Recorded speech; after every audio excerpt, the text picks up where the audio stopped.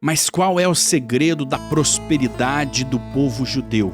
Qual é o segredo de uma nação milenar que, ao contrário de seus inimigos, dos seus opressores, dos colonizadores, das potências imperialistas que por muitas vezes dominaram a região da Judéia, é isso mesmo, a Judéia, a terra do povo de Israel. Roma se foi, os gregos se foram, os persas se foram, né? Aquelas potências que existiam como potência já não existem mais ou não são mais potências. Aquela civilização já se foi, mas Israel continua em pé, firme, forte e lutando, defendendo a sua existência. Acontece que existe um motivo para que Israel continue vivo. Existe um motivo que mantém os alicerces da fé judaica em pé. E essa fé sustenta esta civilização, este povo, esta cultura, até os dias de hoje. E é sobre isso que nós vamos falar, sobre a Parashá Tetzaveh, e nós vamos descobrir quais são os detalhes que sustentam a fé do povo de Israel e que fazem total diferença na sua subsistência. Mais uma vez, estamos aqui com Shemuel Zakai. Shemuel, essa Parashá é uma Parashá poderosa, embora bastante técnica, né, trazendo detalhes, mas ela nos mostra uma coisa, que não é o diabo que está nos detalhes, como diz o ditado, é o Criador. Ele fez tudo detalhadamente, cada coisa no seu devido lugar, e isso faz toda a diferença no resultado final da criação. Olá, Shimon, olá você que está nos acompanhando para o início desse Shabat, com o resumo desta porção que dá continuidade a Terumá, que estudamos no último sábado, que trata sobre a construção, uma edificação com objetivos de atrair a presença divina, ou seja, e habitarei entre eles. E Tetzaveh, ela traz as ordenanças, e ordenarás, com também o sentido de conectarás, ou seja, as minúcias ou os detalhes em que a Torá está se aplicando em explicar sobre essa edificação, sobre essa construção, diz respeito sobre o nosso tempo, diz respeito sobre a nossa vida, em que a atmosfera do nosso tempo e da nossa vida e o nosso campo de influência, ele é transformado numa habitação divina. Ou seja, da capacidade que temos de levar a santidade para todos os cantos, para todos os lugares. Porque são essas combinações que estão contextualizando a história e o tempo da pretensão divina de habitar com a humanidade. Isso vale dizer que os antagônicos, né, as posições, as combinações, todas elas existem para cumprir um propósito. E aí, quando estudamos os detalhes, as minúcias dessa porção, nós aprendemos a conectar a nossa existência, a nossa vida, como o lugar aonde a presença divina deve ser atraída para ser habitada. E aí, por isso, da continuação de Terumá, porque muitas coisas importantes que a Torá retrata, sobre os patriarcas, sobre a saída do Egito, sobre o período da caminhada do deserto, alguns detalhes são omitidos, eles não são expostos, eles parecem não ter, quando parece ter importância aos nossos olhos, mas não diante de Deus ao nos revelar a Torá. Agora, nós temos rico os detalhes de apresentação sobre a edificação, a construção do Mishkan. E é importante entender que isso ele pode ser unido com a nossa imaginação, sobre o corpo humano, sobre a nossa alma, sobre a nossa existência, de que ela também possa atrair a presença divina para se tornar uma morada. E aí, eu não estou falando de uma relação de anjos, uma relação de anjos que transita no espaço limitado, mas nós estamos falando de um comportamento humano que tem as capacidades de levar a presença divina, de levar a santidade para todos os cantos e para todos os lugares e para todas as pessoas. Agora, por que os escritores da Torá, os organizadores dos escritos, por que Deus, quando inspirou Moshe a nos deixar estes códigos sagrados, né? Moshe decodificou a informação passada por Deus e entregou ao povo de Israel, né? Para que o povo de Israel tivesse perpetuidade. Agora, por que é tão importante os detalhes, né? Por que essa Torá, essa Paraxá, ela traz uma riqueza de detalhes, como era a roupa do sacerdote, como o azeite deveria ser fabricado, né?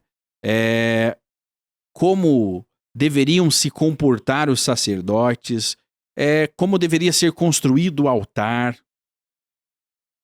São detalhes técnicos, físicos, mas que tinham um objetivo. Era elevar a capacidade humana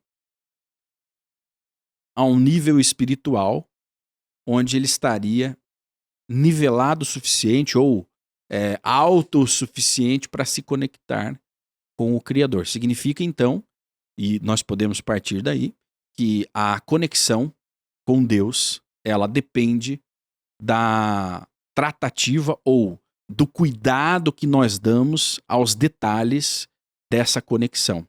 Ou seja, é algo que depende de nós construirmos. Timão, inclusive você fez um comentário muito relevante nos bastidores. Quando da comparação das minúcias, né, do tabernáculo com a complexidade do corpo humano e do próprio universo. Então, tudo é complicado, né? É tudo complexo. É para embaraçar a mente essa leitura dessas porções que falam de medidas. Chamou, a complexidade é tamanha que eu pedi na Paraxá passada para o ChatGPT gerar a imagem do tabernáculo, do Mishkan, com as descrições bíblicas, e ele desenvolvia algo muito maior do que aquela imagem padrão que nós encontramos no Google, que é Sim. a imagem que nós, seres humanos, estamos acostumados e conseguimos interpretar como a imagem do que seria o tabernáculo. Ele olhou aquela riqueza de detalhes, aquele olhar artístico e enfeitou aquilo ali e deixou muito maior. Aí a dúvida é, será que nós conseguimos conceber a grandiosidade daquela criação no deserto? Ou a inteligência que consegue? Tá aí, eu pergunto para você, o que você acha? Escreve aqui nos comentários. Inclusive sobre os templos, né, que substituíram essas edificações temporárias e móveis, né, que transitórias, elas desmontavam. Então ambas as culturas babilônicas e romanas, elas hesitaram muito em destruir o templo, o templo pela arquitetura, pela engenharia, enfim. Agora, se nós, olhando as medidas, as grandezas ali, os formatos da descrição do texto e chega a confundir, né, a engenharia, ou a mente de um engenheiro, ou mesmo de um arquiteto, e como que nós podemos comparar essas edificações sobre a pretensão de Deus de habitar no homem? Então existem muitas comparações quando nós olhamos com um pouquinho mais de profundidade, de uma forma mais simbólica para o texto. Por exemplo, eu vi uma explicação muito plausível que diz que da fala do profeta Jeremias, escrevereis no coração de carne os meus mandamentos e imprimirei nas vossas mentes os meus mandamentos. Essa impressão no coração e na mente, é o lugar aonde Deus pretende de que o homem tenha os seus estatutos. Inclusive na Haftarah da última semana da Parashat Terumá, do texto que fala sobre a edificação do templo, a forma como Hashem fala com Shilomo, que é o que constrói o templo, ele diz assim: e se vocês guardarem nos meus estatutos e nos meus mandamentos, eu habitarei entre eles. Ou seja, o lugar aonde está o mandamento, na postura e no comportamento, né? E quando nós olhamos ali para o detalhe, Shimon, da arca, por exemplo, a arca é uma caixa de ouro, de ouro, né? Que tem no seu interior o mais precioso, que seria o mandamento. E aí a comparação. A nossa, embaixo, logo acima do nosso intelecto, tem o tampo, que é feito de uma única peça, que traz a imagem de 2 querubins, que ficam de frente um ao outro. Então, os querubins, ele traz o formato da tampa, que guarda ali guarda no recipiente os mandamentos. Então, esses querubins, a nossa cabeça, que é feita de uma só peça, ela tem 2 elementos feitos de uma única base. Ou seja, os nossos instintos, o Yetzer Hará e o Yetzer Tov, representa os querubins que cobrem os mandamentos, ou seja, protegem os mandamentos, né? Então, de gravar no coração, de carne e de imprimir nas mentes, o tampo são exatamente os instintos que, inclusive, alguém poderia falar assim: poxa, eu vou me livrar do mau instinto. Eu não preciso do mau instinto. Na verdade, nós precisamos do mau instinto para manter o equilíbrio, né? Então, o equilíbrio do Yetzer Tov e do Yetzer Hará, que simbolizam o tampo da arca, ele traz essas mensagens que nós podemos subtrair exatamente dessas leituras da ordenação, que dá os detalhes dessas construções, comparados, né, ao nosso cotidiano, aos nossos comportamentos. Por exemplo, a menorá. A menorá que fica para o lado do santo do santo, fica para o lado dos santos, né? E do outro lado da cortina, né, para transpor o santo dos santos, nós temos exatamente a arca. Então, a menorá, que era acesa continuamente pelo sacerdote, ela representa o nosso olhar, né? Ela representa a clareza do nosso olhar, ou da forma como nós mantemos iluminados, ou seja, as coisas positivas que mantemos diante dos nossos olhos, né? E a facilidade de transpor através de um véu ou através de uma cortina e não de uma parede sólida, nós podemos elevar do santo para o santo dos santos, né? Então são essas capacidades que Deus está mostrando através dessas edificações, que simboliza dentro de um comportamento da postura que eu disse a princípio. Ou seja, a nossa vida, o nosso tempo e as coisas que nós fazemos, ou seja, o nosso campo de influência, aonde nós podemos trazer a presença divina para habitar, né? Então podemos extrair de toda essa aparente complexidade das medidas e das formas de todas as coisas que são construídas, nós trazemos aqui uma simbologia muito importante do comportamento e da forma que Deus pretende estender a sua percepção, né, através da inspiração que podemos promover nas pessoas, Shimon. E nós vemos no desenvolvimento dessa relação humana com Deus, e agora diferente de Abraão, da relação que Abraão tinha com o Criador, diferente da relação que Noé tinha com o Criador, o povo de Israel vivia um novo desafio, que era ter o Criador novamente passeando ao seu lado. E no desenvolvimento dessas relações, Deus desenvolve uma maneira, uma forma, uma conduta para que o povo de Israel se achegasse a ele. E essa é uma conduta que ela acaba sendo diferenciada da conduta comum do dia a dia, porque ela justamente é cheia de detalhes. Então, nós podemos voltar um pouquinho no que nós estávamos falando, né? A respeito da roupa sacerdotal, que era diferente. Né? Você está vendo agora na tela como é diferente uma veste sacerdotal. Arca, Shemuel, de madeira de acácia revestida em ouro. Era uma madeira nobre, né? Recoberta com um material mais nobre ainda.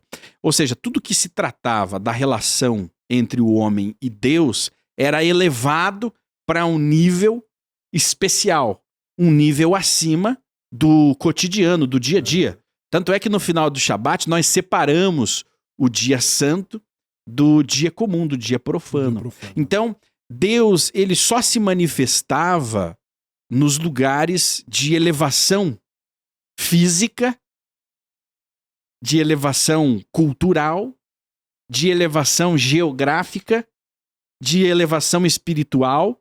Era ali que ele trazia os seus filhos para o seu encontro.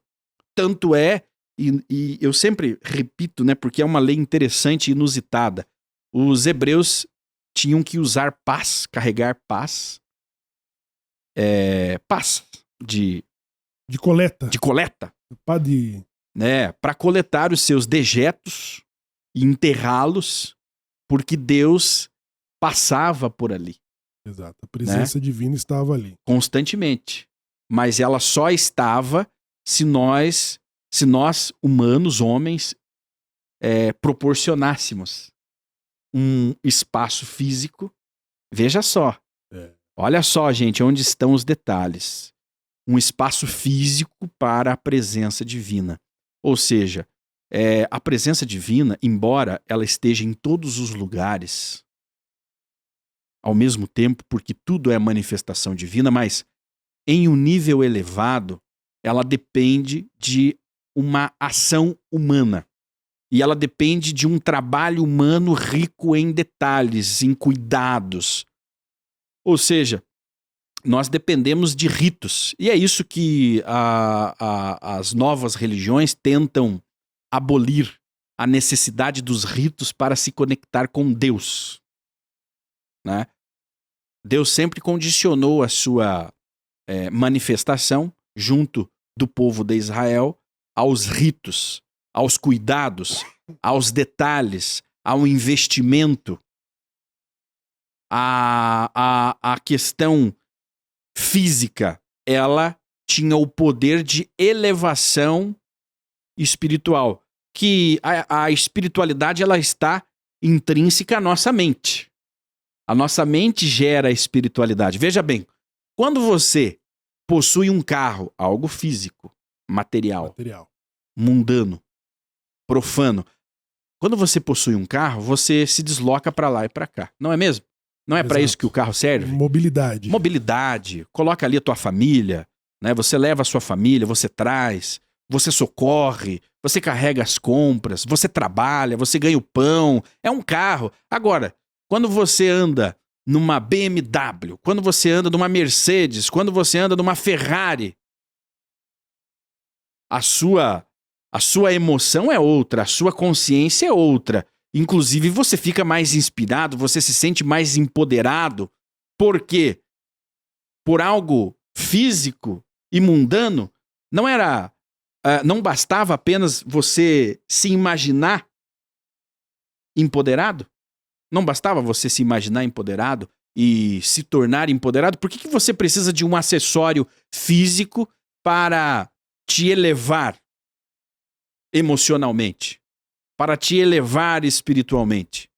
Essa é a condição humana. Nós dependemos de dispositivos, somos limitados. Materiais, né?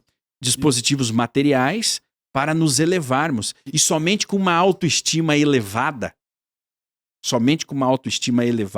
é que nós conseguimos nos elevar para mais próximos de Deus. E aí vem a preciosidade dos materiais envolvidos. Exatamente. Né? Não tem nada aqui sendo feito de palha, de bambu, de restos. tapera, de De material reciclado? De reciclados, não.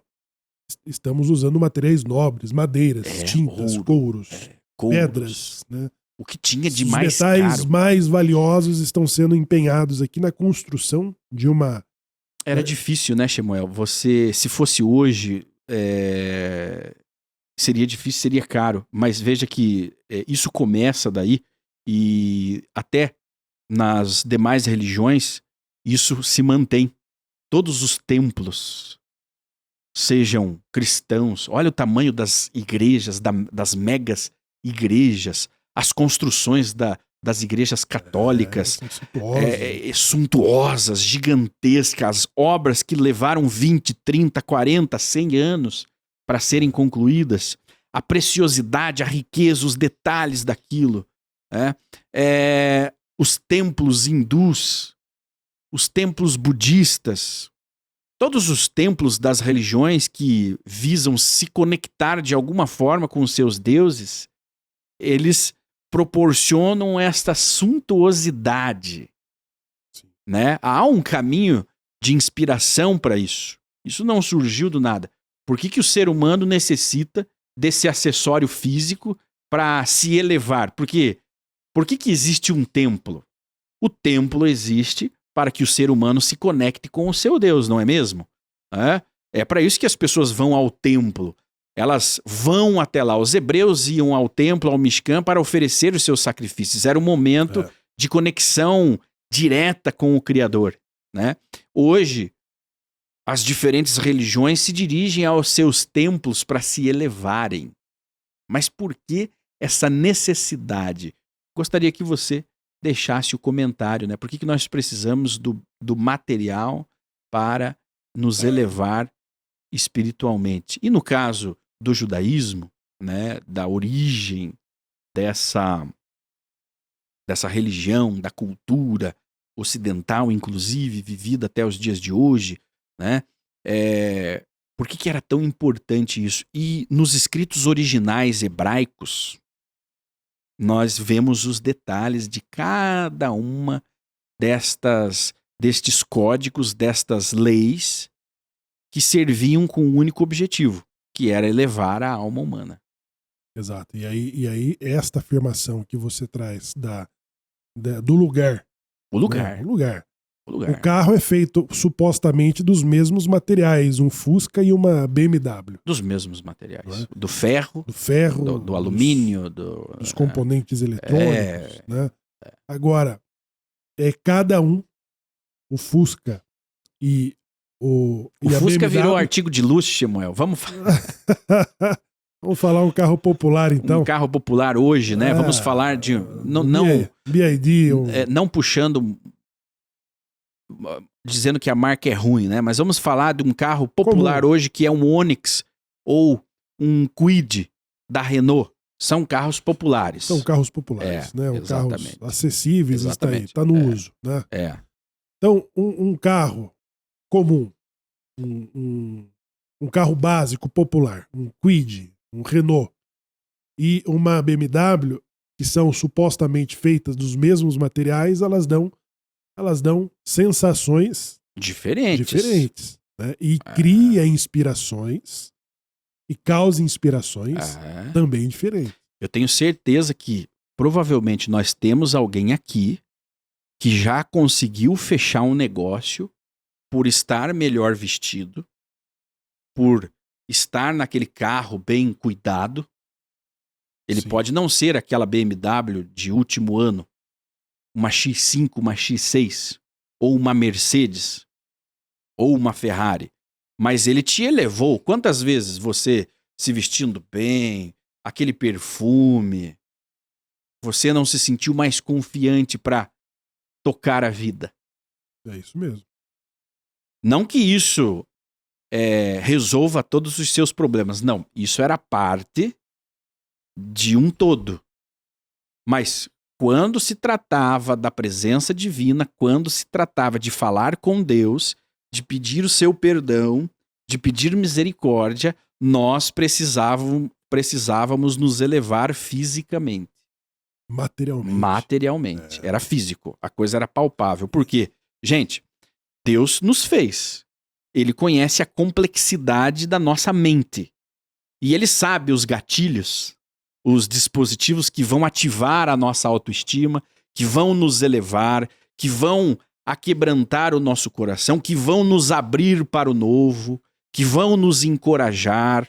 Deus nos conhece e criou e deixou nos códigos milenares os dispositivos que vão nos colocar na melhor situação mediante a ele.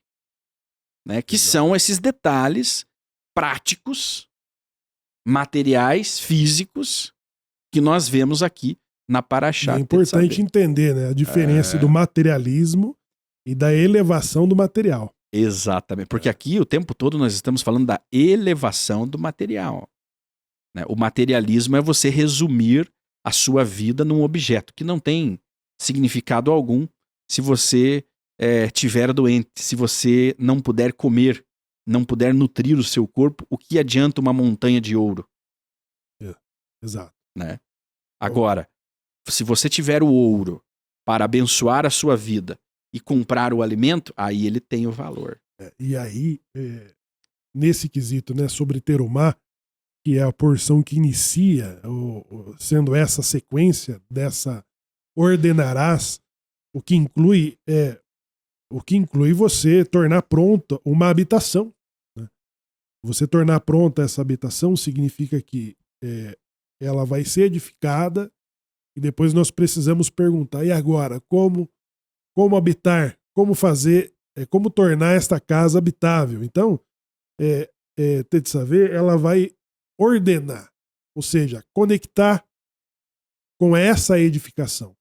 E essa edificação, o profeta Ezequiel, ele compara as nossas sinagogas. Por exemplo, as nossas sinagogas, elas devem ser para os judeus como é para cristãos e para muçulmanos as suas mesquitas e igrejas. A sua sinagoga, ela representa uma amostra do templo destruído em Jerusalém, aonde o centro da vida judaica acontece, ou seja, a sua conexão com o serviço público. Ah, mas, Shimon, o serviço público. E as minhas rezas individuais em casa, quais são os efeitos? São efeitos elevados, mas nada comparado ao que é proporcionado através do serviço público, porque são os elementos necessários no serviço público, são exatamente aqueles que nós não podemos conter em nossa casa, porque do contrário, Deus não teria pedido a construção do Mishkan no centro dos acampamentos do deserto e nem a construção do templo entre as tribos de Israel. Então, para cada reduto judaico, existe a sua sinagoga que representa a sua espiritualidade. Ou seja, a forma de como cada judeu eleva a sua vida material. Eu diria que a sinagoga ela representa a prosperidade daquela comunidade. Exatamente. Né? O formato dela, você o levou desenho lá, dela. Você levou o teu cliente lá, que você levou o teu cliente, que é um bilionário, né, que ele quis conhecer a tua sinagoga. Quais impressões ele vai ter do ambiente de onde você reza? É isso. Ele entrou no escritório na sede da tua empresa. E ele fala, agora eu quero conhecer a tua sinagoga. Agora eu quero conhecer a tua sinagoga. Como que vamos fazer? Então, cada um desses lugares mostra como que é o nosso relacionamento com o material. Ela é o espelho, né? Quando que o material ele é transformado no espiritual e quando que o material se torna materialismo. Entendeu? São essas distinções. Então, quando nós elevamos, quando você visita lá um templo de qualquer outra religião, e você vê que há uma arquitetura, um cuidado, detalhes, Shimon, em ouro, grandiosidade, prata, pedras, né? Aquilo torna o ambiente, né? Ele dá as mesmas impressões para quem chega com a Ferrari em qualquer lugar, né? No lazer, no serviço e para a visita do cliente. Ele faz as pessoas abrirem a boca. Ele inspira as pessoas. Quanta né? prosperidade. Olha como esse povo é unido, como esse povo leva a sério a sua relação. Então é um testemunho às demais nações, aos demais povos, essa criação, né? Essa manifestação espiritual de forma material. Quando nós materializamos a nossa fé, é isso. É você materializar a sua fé, porque ter fé, não é fácil ter fé, não é mesmo? Mas apenas ter fé não resolve absolutamente nada. Quando nós materializamos, quando nós tornamos em ação a nossa fé, aí sim ela faz uma diferença. Então, o fato de eu acreditar em Deus, né, já é um avanço. Reconhecer que existe algo maior do que o eu. Mas apenas acreditar em Deus e não agir conforme a orientação divina, aí você acaba se rebaixando, porque a nossa relação humana com o Criador, ela sempre estará ligada nas ações e como nós construímos as nossas ações. Então, acredito em Deus. Ok, acredito em Deus. Então agora eu vou agir segundo o agir de Deus. E o que Deus disse para nós fazermos, o que Ele nos ordena, quais são os ensinamentos que Ele nos deixa, as diretrizes, filho, para você ser feliz, trilhe este caminho. Shimon, foi o Abujamra, né? Acho que na provocação. O Abujamra e o Agnaldo Timóteo. Ele fez uma entrevista para o rabino Newton Bonder, no Rio de Janeiro, e perguntou assim: por que as sinagogas não estão nas favelas e periferias? Por que as suas sinagogas estão no Leblon, Copacabana, Bom Retiro e Higienópolis? Ou seja, essa visão que não dá... Que essa visão de aonde está as suas sinagogas, né? Aonde está as suas sinagogas? Elas estão nos metros quadrados mais caros, na onde a população judaica habita. É a subversão da reforma bíblica. O mundo, a humanidade, num determinado momento da sua existência, resolveu reformar a palavra de Deus. Tem um líder cristão, aí é a minha crítica a ele, e ele vem fazendo uma campanha pública para reformar novamente a Bíblia. Para modificar, reescrever a Bíblia. Ele se sente apto a isso, né? A sua prepotência é tamanha. É um cânon. Ele tem na sua mente, na sua realidade, cada um de nós somos capazes de moldar a nossa realidade, isso é uma realidade, e ele moldou a sua a ponto de estar apto a coordenar a reescrita bíblica. Vamos reformar a Bíblia. Ela já foi reformada. Num determinado ponto da humanidade, reformaram e tiraram a necessidade de ritualizar a conexão com Deus. Por isso dessa colocação do Abujamra. Ora, aonde estão as suas sinagogas? Significa que o templo não é para todos, afinal de contas ele só fica em Jerusalém. Não é mesmo? Exato. Ele ficava em Jerusalém. Existia Israel, uma terra grandiosa. Pegue as dimensões de Israel bíblico, né? Era uma terra grande e existe Israel hoje. Mas se nós quisermos nos achegar no Kotel, que é o resquício do templo, sobrou do lugar mais sagrado da glória do templo, nós temos que viajar para Jerusalém. Nós temos que ir ao templo.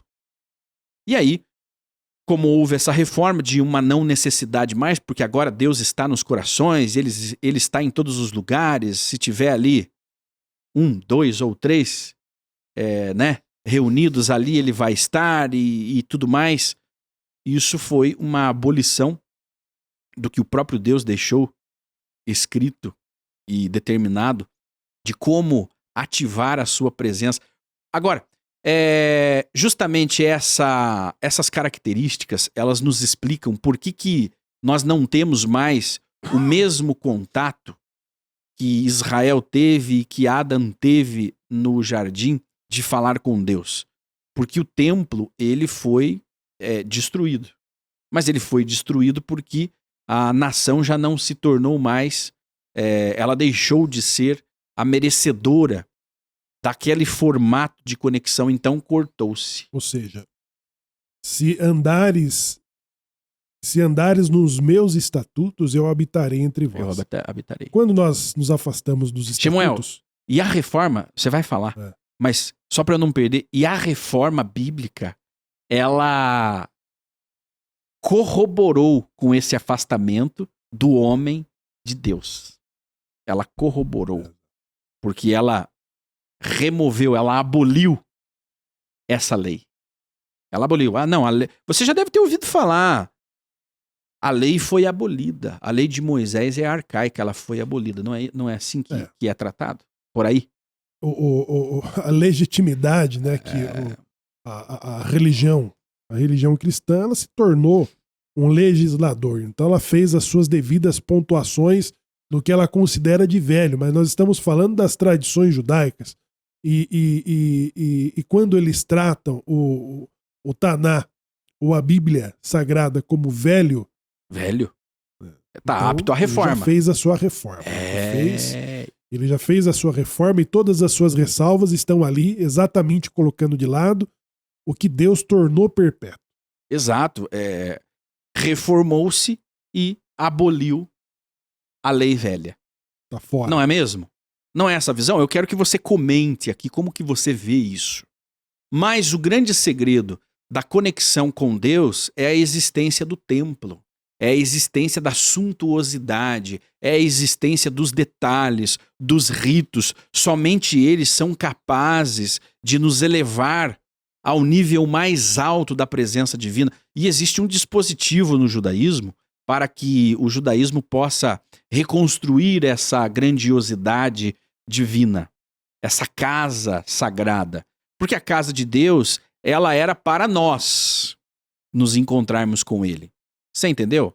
Não é para Deus morar ali. Ah, Deus ele precisa de uma tenda sobre a sua cabeça? Não. Deus existe. Né? E a existência está nele. Ok? Mas nós precisamos de um lugar elevado para nos encontrarmos com o Criador. Até porque nós também somos orientados pela mesma lei lá atrás, que alguns aboliram, a vivermos uma vida comum. Plantarmos, colhermos, termos família. E uma vida modesta. Uma vida modesta, né? Uma vida normal. Mas volta à pobreza. Mas uma vida modesta que vai... Que a sua espiritualidade... A espiritualidade, eu tô falando da outra religião. A espiritualidade... O que dizem por aí, o que ensinam. A espiritualidade no cristianismo, ela está ligada ao voto, ou à renúncia ao material. Ao material. Né? E o voto à pobreza. Então, quanto mais humilde for o indivíduo, né? Humilde é sinônimo, nesse caso, de pobreza, de renúncia. Né? Humilde não é alguém que está elevado e se abaixa para atender alguém. Não. O humilde é alguém que se vota à pobreza. Então a espiritualidade no cristianismo, é por isso que eu falo, o cuidado do combate ao materialismo.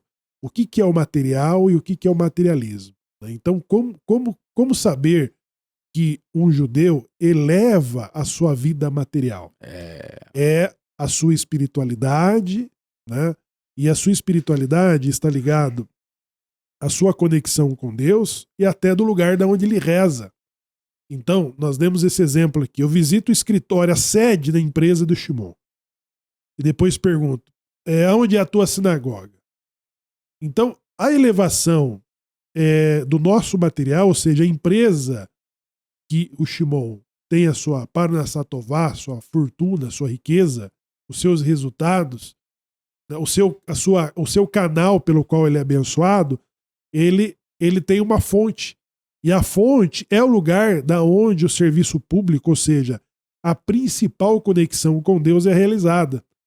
E aí que as pessoas ficam com dúvida, Shimon. Por que a principal conexão com Deus? Né? não bastaria onde estiver 2 ou 3 reunido no nome de alguém e já não está Com a conectado? intenção, né? Se eu acreditar, acredite. Acredite e tudo vai acontecer. É uma chamada uma era de graça, não é mesmo? Não é mesmo? É uma era de... É chamado uma era de graça, onde a graça basta, né? Ou seja, a misericórdia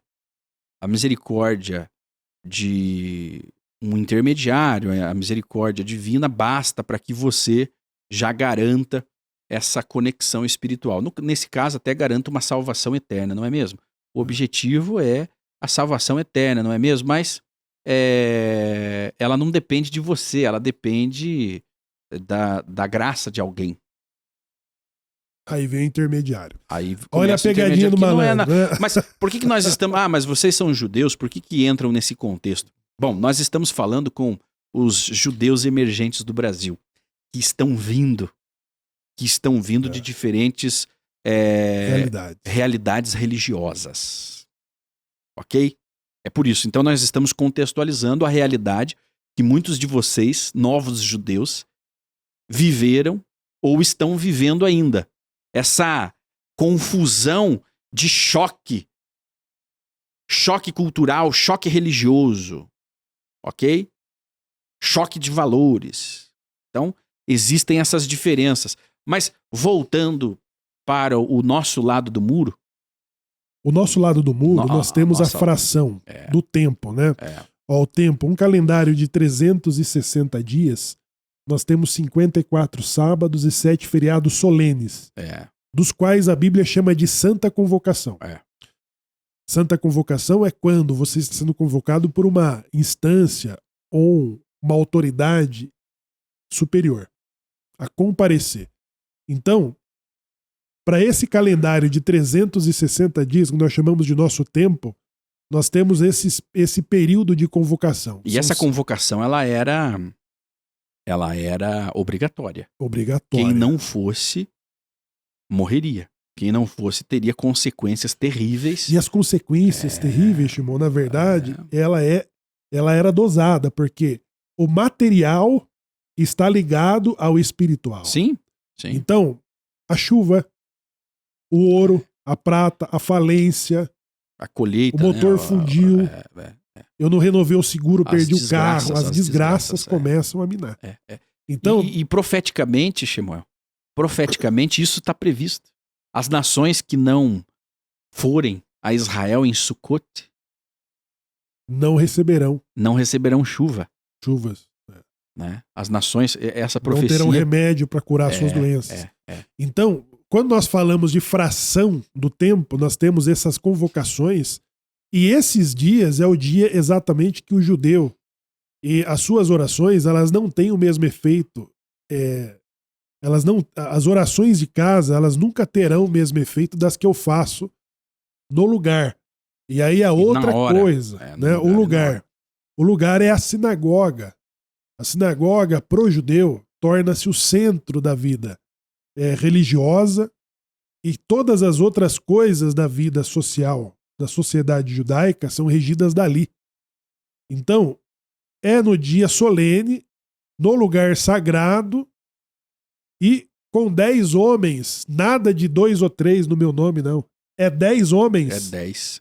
Tem que ter um quórum mínimo de 10 homens com maioridade. Quem é que mudou essas leis? Era difícil reunir 10 homens, né? Então reduziu o número para 3, para poder legitimar. Porque determinadas religiões acabam derivando do judaísmo. Sim. As duas principais, inclusive. Toda a ritualística, né? A base religiosa e cultural acaba se assemelhando. Né?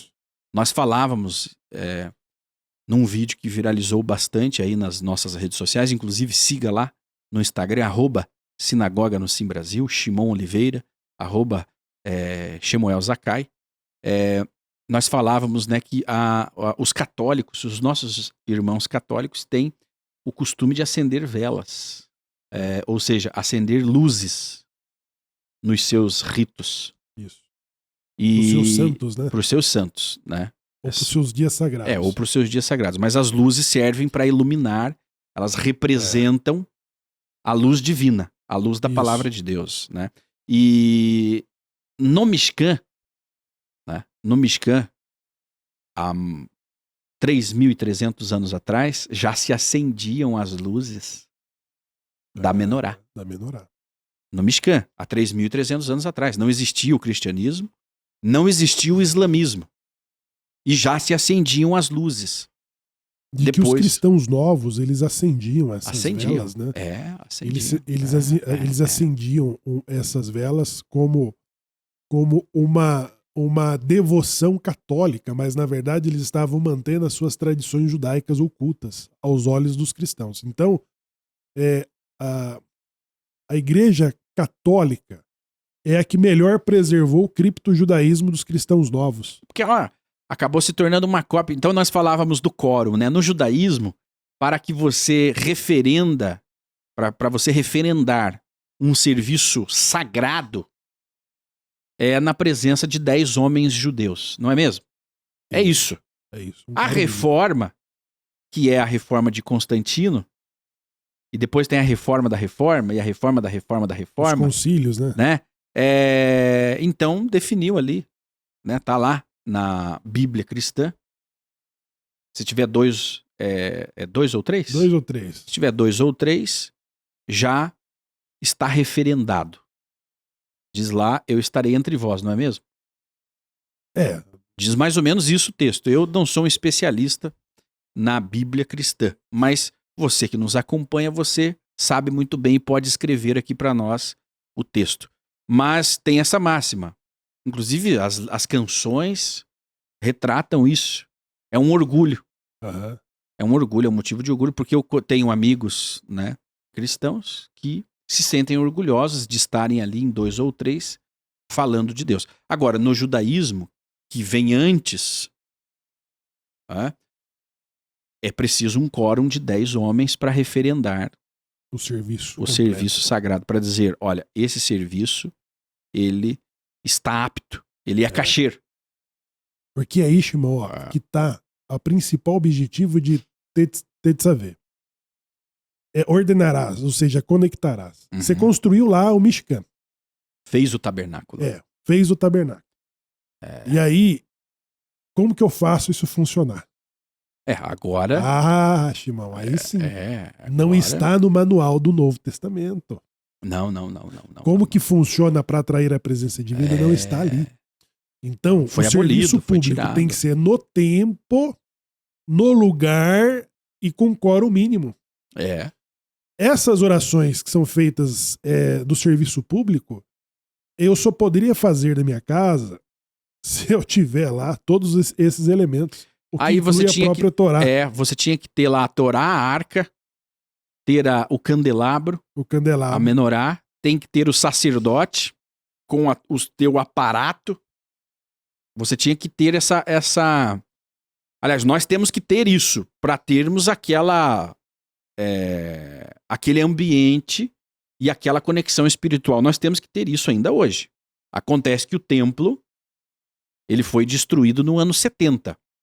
Essa forma de conexão, ela agora acontece de uma outra maneira, distribuído nas sinagogas, mas que ainda mantém um item muito importante.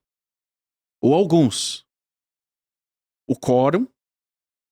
A Torá. O dia. Né? E o lugar. E o povo. Porque a partir daquele momento que o povo recebe a lei, os 10 mandamentos, ele se torna o povo. Ele se torna parte do rito, do serviço sagrado. Porque no final ele é chamado de a nação sacerdotal. E ali o judeu eleva a sua vida material. Eleva a sua vida material, purifica a sua riqueza. A sua Ferrari, o seu carro, seu apartamento, casa da praia, sua empresa. Ele consegue consagrar o material. O profano. Que é quando o profano ele é consagrado.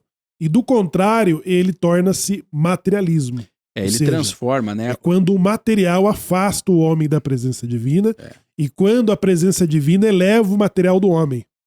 Essas distinções. Né? Então, essa ordenação é que vamos aprender na função. Aprendemos na função de nação sacerdotal, não só construir a casa, mas como atrair a presença divina. Porque, do contrário, você citou no início dessa porção, os templos das religiões que trazem esplendores diferentes. Veja a Capela Sistina no Vaticano. E como que usa agora? Como é que você vai? Aonde que eu uso isso? Então, cada um tem sua conexão. A sua forma, o seu rito. Você pode ter uma conexão no Vaticano de um jeito, com um determinado manual, e em Jerusalém outro. Tem uma piada, né, Shimon? Alguém estava no Vaticano, tentando... Como é que eu falo com Deus aqui? Né? Pega ali o telefone. Telefone vermelho. O telefone vermelho. E o homem perguntou, quanto custa? E o Papa falou, 500 euros. Olha só. 500 euros é muito caro. Mas ele pagou e foi falar com Deus no telefone vermelho. Aí o mesmo homem quis ir para Jerusalém, Shimon, chegando lá encontrou o Gran Rabino. Gran Rabino, quero falar com Deus. O Gran Rabino falou no telefone azul. E o homem já pôs a mão no bolso e falou, quanto? E o Rabino disse, meio shekel, ou seja, 50 centavos.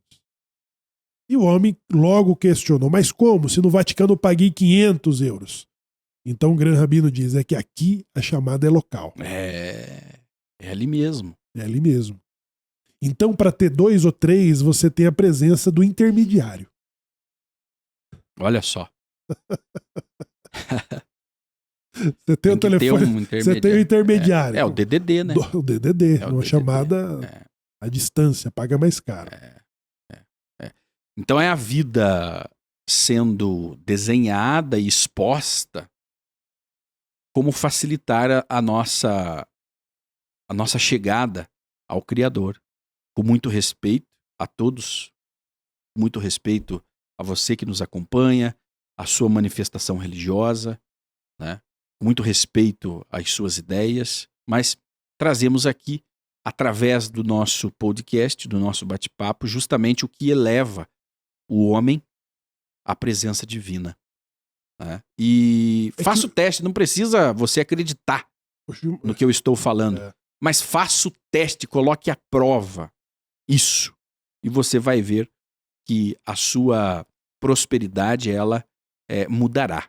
A partir do momento em que você seguir as ordenanças divinas, os desígnios sagrados, em como se achegar a Deus e purificar o que é teu, o que é da sua casa, o que você construiu, como purificar o que é profano, como transformar algo profano em algo que vai me elevar mediante a Deus.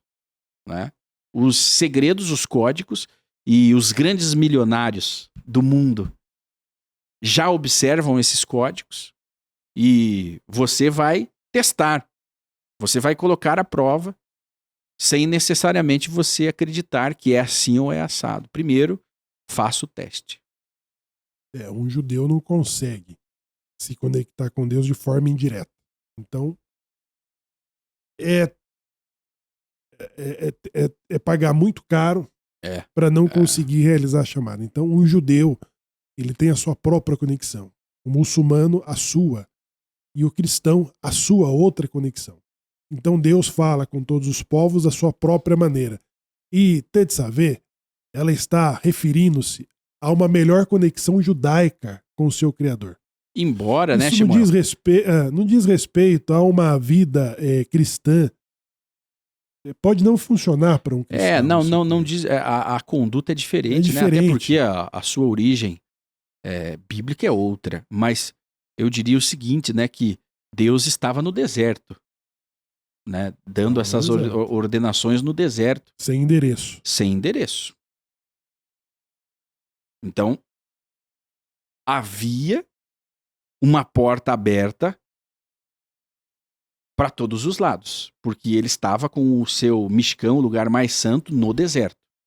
Exato. Ou seja, todos teriam acesso, não é mesmo?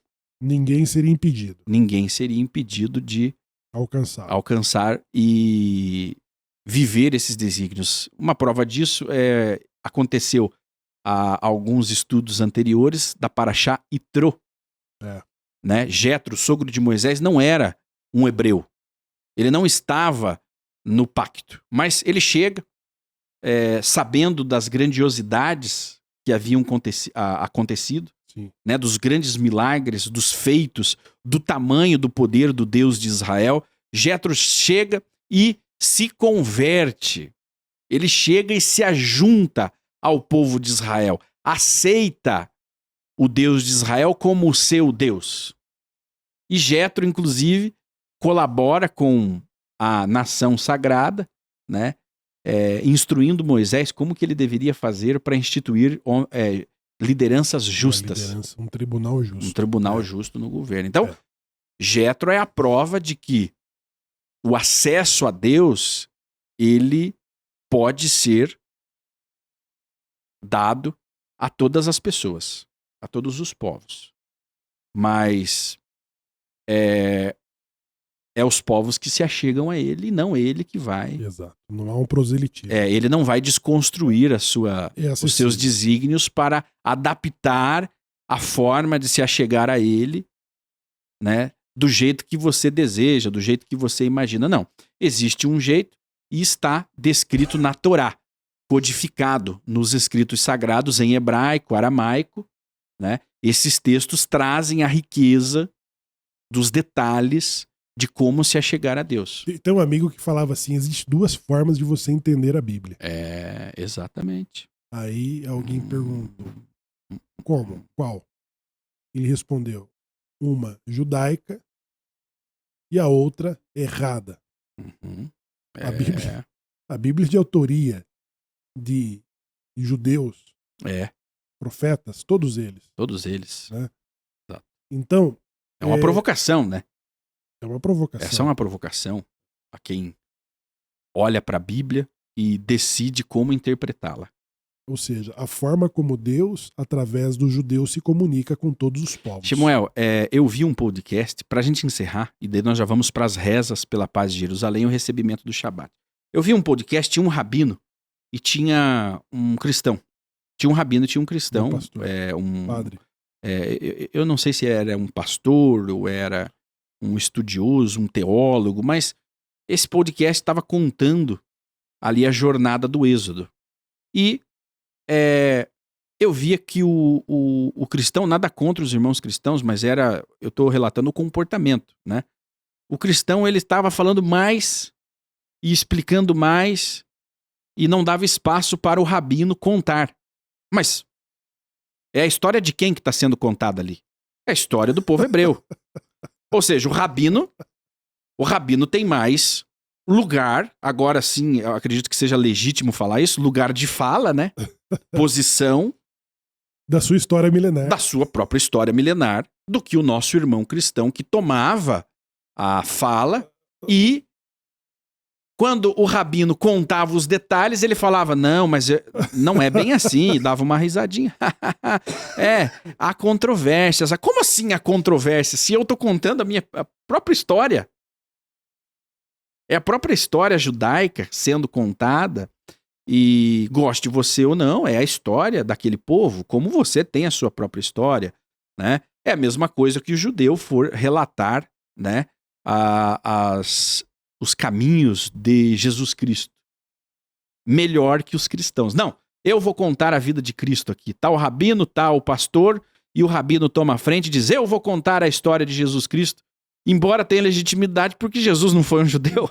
Nasceu e morreu judeu. Nasceu e morreu judeu. Ele não criou uma nova religião. Eu quero que você comente aqui agora. Você acha que Jesus criou uma nova religião? Olhe para os escritos, né, que retratam ali sobre a vida de Jesus. No final das contas, ele não era cristão, ele não era evangélico, ele não era protestante, ele não era católico, ele não era hinduísta, ele não era budista. Não era Deus, não era Messias? Não era Deus, não era um Messias. judeu, justo. Ele viveu... Muito provavelmente. Inclusive eu vi uma pegadinha, né? Por ocasião da Páscoa cristã, eu vi uma pegadinha de um jornalista da Band perguntando a um rabino ortodoxo: e Jesus, por que vocês não acreditam em Jesus? E o rabino falou: não, Jesus nasceu e morreu judeu, um importante profeta. Uma boa Páscoa para todos. E tchau, né? Depois nós tivemos as cruzadas. Depois nós tivemos a Inquisição, que eram as perseguições com justificativa religiosa. Ora, nós vamos agora matá-los porque vocês mataram Jesus. E aí, gente, né? Mas a mensagem que nós gostaríamos de deixar para você é que existe uma forma de se achegar a Deus. E o que nós trouxemos a você aqui é apresentando a forma judaica. É óbvio que eu convido você a ler esta passagem da Torá, que é acessível, né? Você pode ler, você consegue ler isso, que se encontra no livro de Êxodo, ok? Êxodo, capítulo 27, dos versos 20 ao capítulo 30 até o verso 10. Você consegue ler na sua casa e entender os detalhes. Nós trouxemos aqui os comentários. Agora você faz a leitura e complementa com as informações que nós trouxemos aqui, e aí você vai formar um senso crítico a respeito dessa conexão com o sagrado. Mas, num resumo, todos esses dispositivos, esses rituais, as exigências materiais tinham um único objetivo, que era elevar o homem do seu status comum, profano, para um nível espiritual elevado a ponto de conversar com Deus, conversar com o Criador. Fique agora com as nossas rezas de Shabat e as rezas pela paz de Jerusalém. Shemuel, há uma bênção especial reservada para aqueles que amam e protegem Jerusalém. Abençoarei os que te abençoarem. Orai pela paz de Jerusalém, porque prosperarão aqueles que a amam. Então, como diz as expressões de todos esses salmos, né? Por causa de meus irmãos e amigos, diga eu, haja paz em ti, ó Jerusalém. Então, a prosperidade está vinculada ao lugar em que Deus escolheu para pôr ali o seu nome. Cidade de paz, cidade da onde a presença divina deverá alcançar toda a humanidade a seu tempo e no seu momento. Siga agora com a Sinagoga no Sim Brasil, não saia daí, continue conosco, se inscreva no canal, ative o sininho das notificações, deixe o seu like no vídeo e venha agora com as rezas do recebimento do Shabat e vamos orar pela segurança de Israel. Siga aqui com a Sinagoga no Sim Brasil.